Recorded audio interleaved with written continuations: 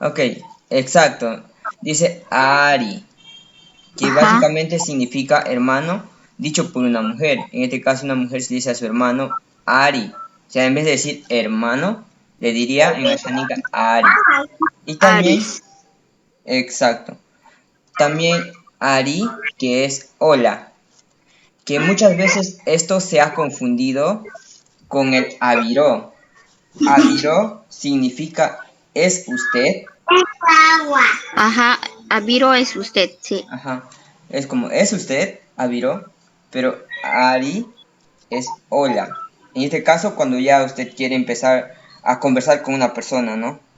Ajá, Y así empieza como que la conversación. Le dice, Ari, how capipoña Ari, hola, ¿de dónde eres?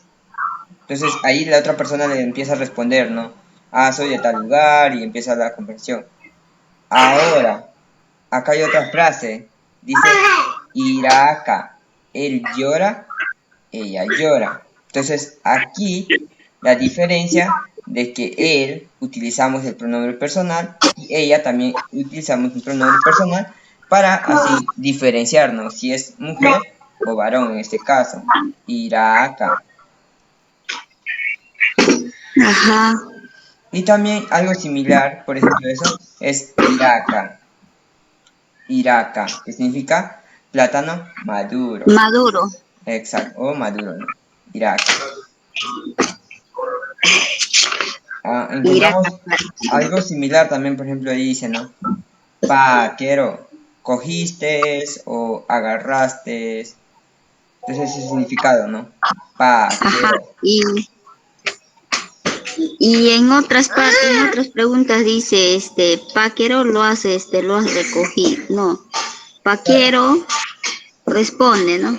Ajá, como, en este caso es como que alguien le está llamando, entonces como que paquero, paquero, como Ajá. responde, logra responder, te están buscando. Entonces, ese es el mecanismo de la diferencia de ambos.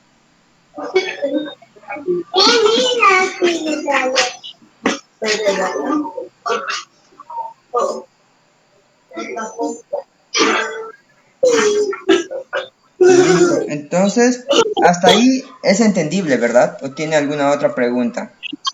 Este, sí, profesor, hasta ahí está bien. Sí, lo entendí hasta ahí.